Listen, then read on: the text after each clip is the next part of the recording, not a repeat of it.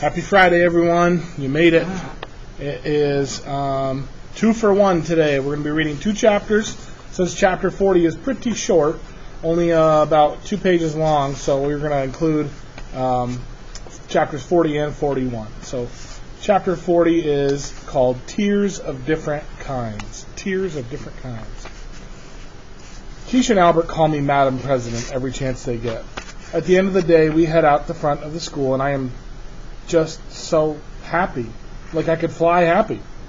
A loud, sharp voice interrupts my happiness. What do you mean? You lost? You lost? Shay is standing with her mother. After all that time we spent writing that speech, she says, did you look at the audience? Did you speak up and smile? I did. I did all of that. The other girl just got more votes. Shay sounds like someone completely different.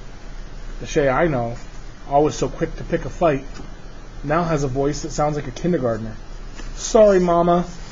She brushes a tear from her cheek. Man, Keisha says, that woman is fierce. Geez, I can't believe it, but I feel sorry for Shay, I say. No way, Keisha says. Don't be feeling sorry for her. It's not an excuse to go around doing terrible things to other people. Yeah, I guess you're right. Have you learned nothing? She asks. Of course I'm right. We laugh, and she gets on her bus.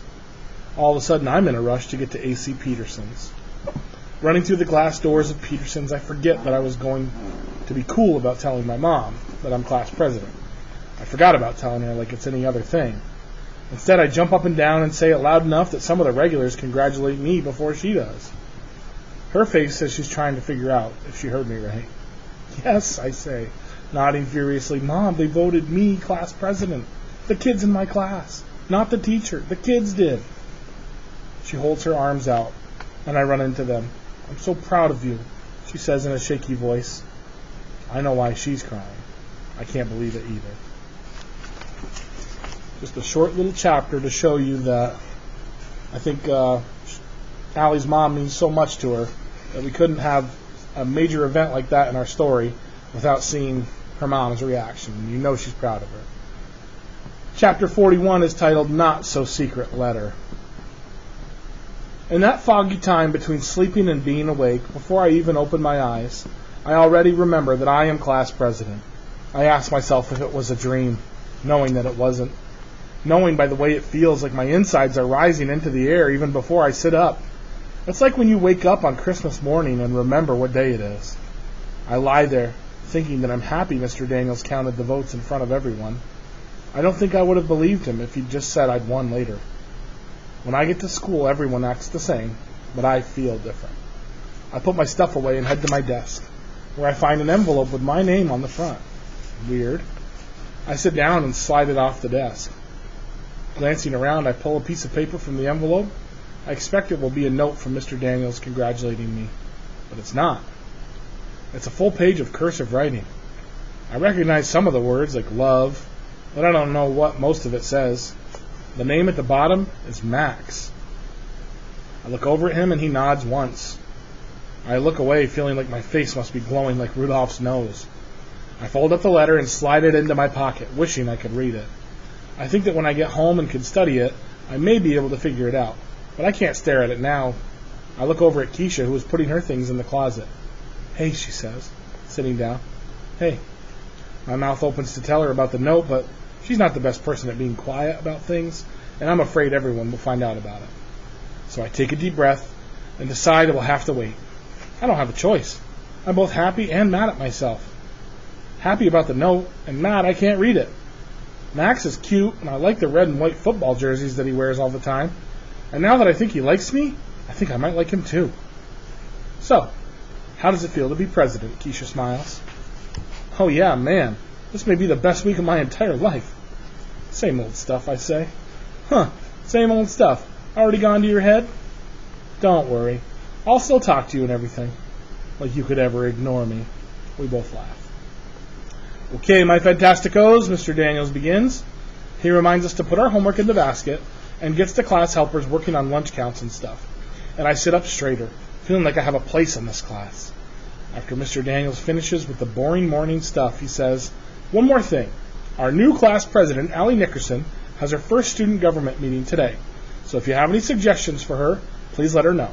If you have ideas for changes, she's the one in charge. I know that I shouldn't smile, but keeping my mouth from smiling is like trying to keep Travis from loving cars. The first suggestion I get is from Oliver. I'm trying to do my work, and he stands in front of my desk. I have a suggestion. Okay, what is it?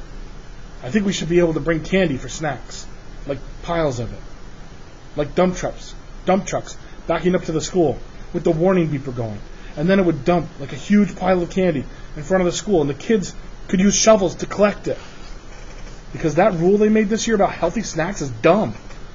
It took away the only thing about school I liked. And Oliver, Mr. Daniel interrupts. He looks up. You have a question? I'm giving my advice to the president. I have an idea. He half smiles. Okay then, well, finish up and get back to your seat. Oliver looks back at me. Okay, can you do that? I'll try. He looks disappointed. Suki interrupts. I disagree. The healthier snack rule was good. It is bad for your body to fill with candy. He looks over at her. Stop acting like you're a grown-up. Jeez. Other kids give me suggestions too. Just before lunch, I hear Shay complaining that if she'd been elected, she'd have started a horseback riding club at school. For a second, I feel bad, and then I realize she couldn't possibly do that. Horses? Where would we get horses? I think about starting a Fly to the Moon every Thursday club, and a Mind movie plays in my head of a silver rocket with blue stripes flying to the moon with Keisha, Albert, and me strapped in. Albert calmly explains the energy required to lift the rocket. Keisha is screaming, she's so happy, and I'm laughing because I'm happy, they're happy. I'm pulled out of my movie by Shay, who's standing in front of me.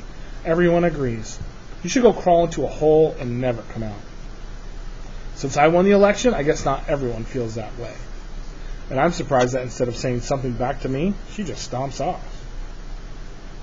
At the end of the day, as we are getting ready to board the buses, Shay tromps up to me with her shadow, Jessica, right behind her.